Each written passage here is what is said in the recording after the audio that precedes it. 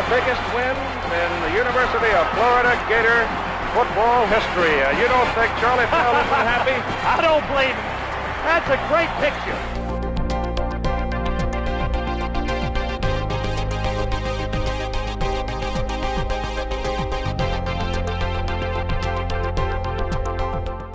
Hello again, everybody. I'm sportscaster Herb Winches, and I have the honor of introducing this presentation about a man who inspired hundreds of thousands of football fans over the years, and a man who touched the lives of so many that had the privilege of knowing him. And I know this man because he was my mentor. He was my head football coach at Jacksonville State University.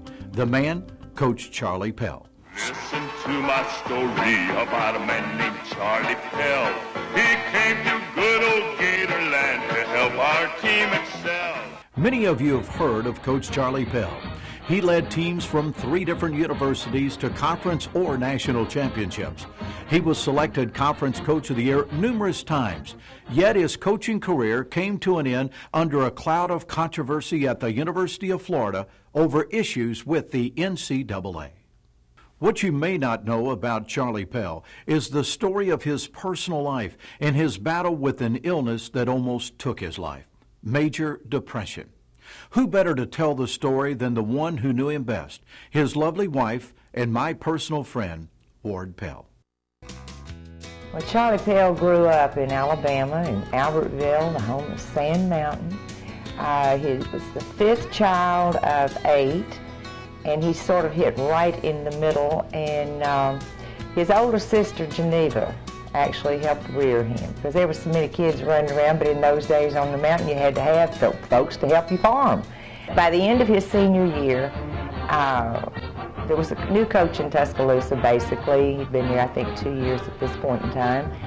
And he was recruiting all over the state, and in those days you could sign 150 and, you know, grade 2 would work.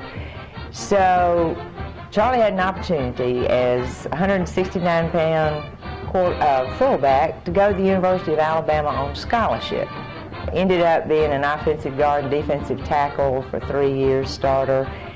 And then, as you know, as young people graduate, you have to decide what are you going to do. Well, Coach Bryant had a way of telling folks what it was they were going to do.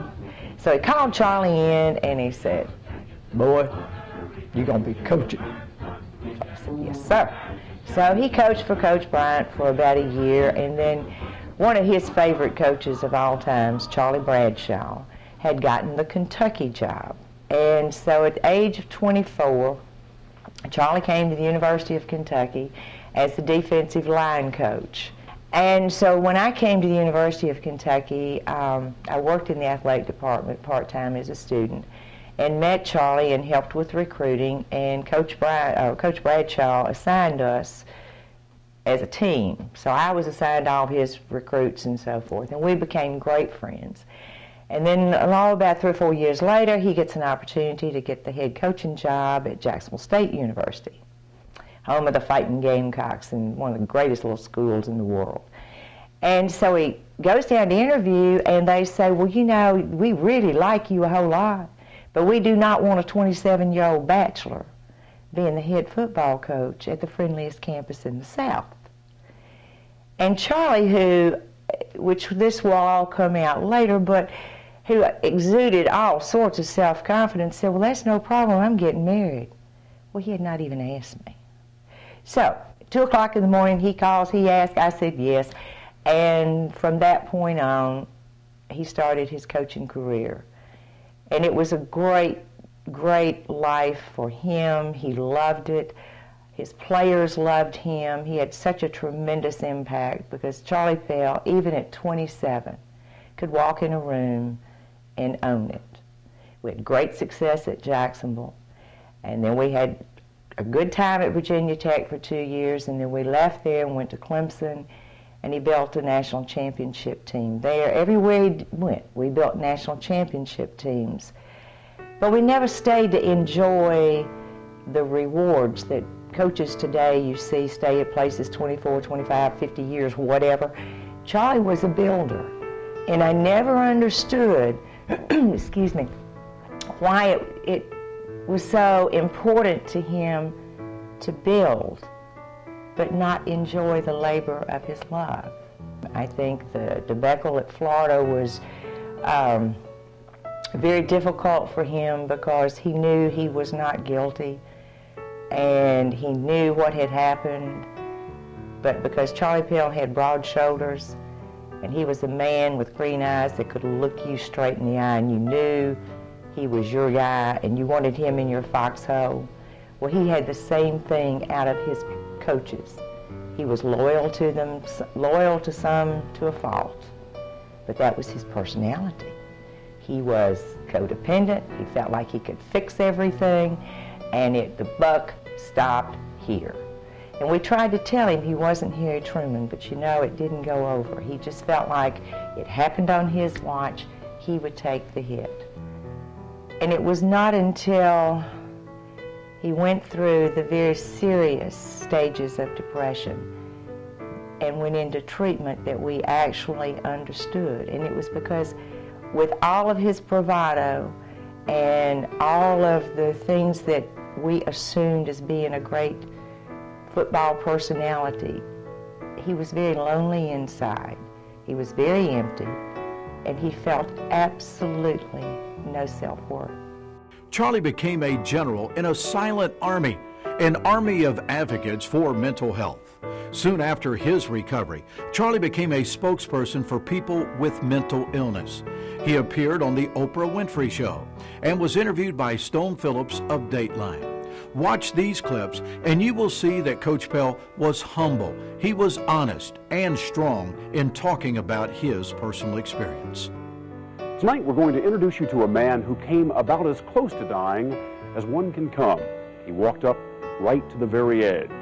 How he made it back is a remarkable and an inspirational story. And the methods of suicide you were thinking about? Was the gun and, of course, carbon monoxide, and that was my choice because it was just a matter of going to sleep. I had no idea how he was going to try to commit suicide. The only thing he said in the letter that he had lost his will to live and was going to take his life.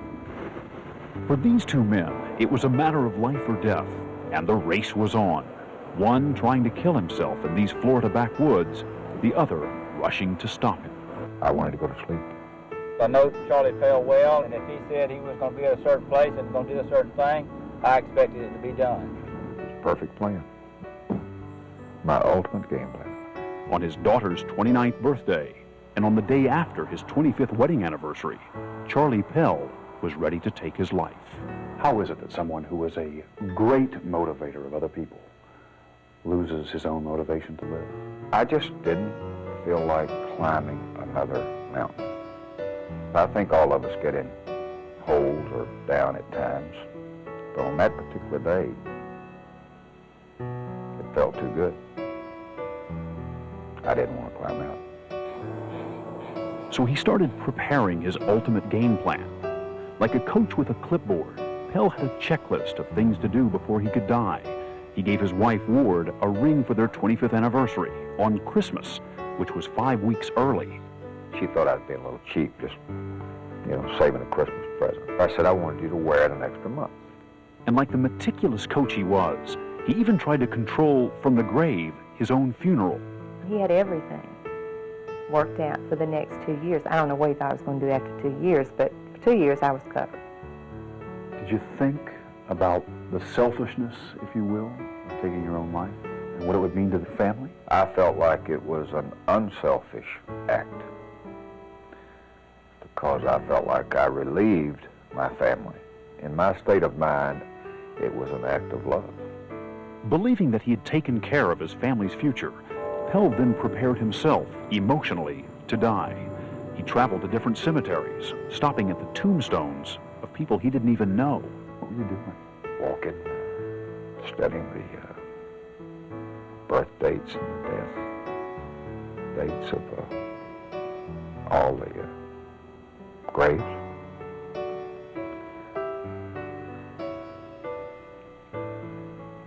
What were you thinking as you were making all these plans? Oh, I actually felt comfortable. I felt relief. And And I think in that state of illness, I think that's what happens. And that's the danger. Feels too good. So you actually went through with doing the job? Yes, I did. Yeah. You put yourself in the car? Yes. I drank a half a bottle of vodka straight. I had 6 Salmonex, extra-strength Salmonex sleeping pills. Mm-hmm. And I had left the car running for some 30 minutes, 40 minutes, and with the windows sealed, and I got in the back seat to go to sleep.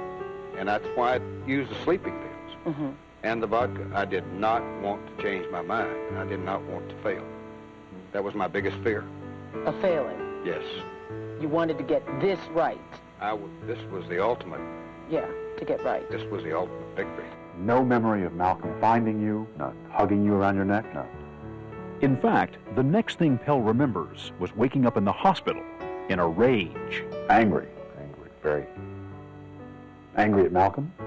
No. Angry at me.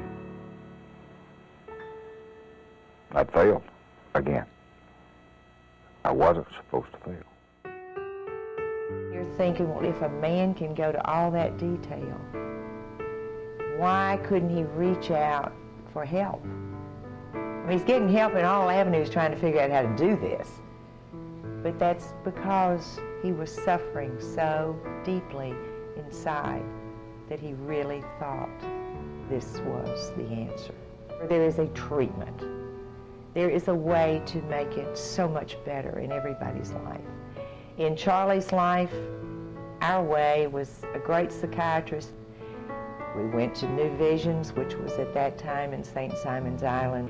Unfortunately, because of insurance today, they are no longer in existence. We spent 17 days. I didn't actually spend it with him, but I was there every weekend, dealing with issues. I start out, and I'm sitting over in the corner in the group sessions with my arms folded. I said, okay, Doc, I'm here, fix me. You were keeping him at arm's distance. Like I did everybody, my whole life. It took them quite a few days to get my arms uncrossed and to get me to a point where I would allow them to see the real underside of me. But they just keep on, and finally it began to come out, the stuff that's been inside for so long. Only then did Charley Pell realize that his suicide attempt had its origins in something beyond his public humiliation from the football scandal and his succession of business failures. It was his lifelong battle with depression. Never had the thought of being down, never had to worry about, well, can't get this done. It never crossed my mind. Never crossed your mind that you might be sick, that you might be depressed? Never, never, absolutely not. But he was, even at the height of his coaching success, and for years before that. Were you depressed as a teenager? I think so now. You had low self-esteem. Yes, very low. You, the coach that was such a powerful force in motivating your players and fellow coaches. Yes. Building up their self-esteem, and you were lacking it yourself. Yep. So the bravado, the fiery Charley Pell was a way of avoiding reality and me. Taking that little box that we all have inside of us that sometimes just gets so full, and that's when you really become comfortable in that black hole. Because that box is so full you can't deal with anymore, and you just feel forlorn, lonely, just very painful all over for you. So as he would work through things and would realize, why did he have self-esteem problems? Why was he able to be the man he was on one side and yet so alone and inferior on the inside? So he was able to work through that with a lot of great staff there. And as he came out, he really became a true general of a silent army for the help for people with mental health issues. In the final years of Charley's life, he battled another illness, which ultimately took his life, cancer. His faith remained strong through very difficult times, and he remained steadfast in his commitment to tell the story that depression is not a sign of weakness, but a treatable biological illness. He fought the dragons of misinformation and the unwarranted stigma that many folks have against people with mental illness. Charley Pell's legacy goes far beyond his talent and influence as a football coach. This film is part of his legacy, a continuation of his anti-stigma message, and a reminder that mental illness is a physical illness of the brain. It's an illness that is biologically and psychologically based. It's an illness that has a greater success rate of recovery than all other major illnesses combined. We hope that you will become an ambassador for people with mental illness and join Coach Charley Pell's team.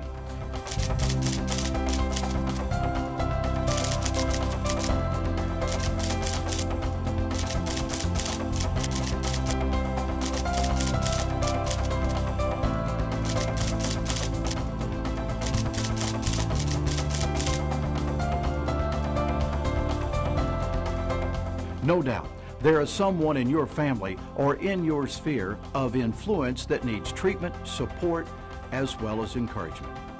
To learn more, be sure and contact the Alabama Department of Mental Health and Mental Retardation. The number is 334-242-3417. Or log on to their website at www.mh.alabama.gov. Charley Pell finished well. He crossed the goal line of life as a winner, and so can you.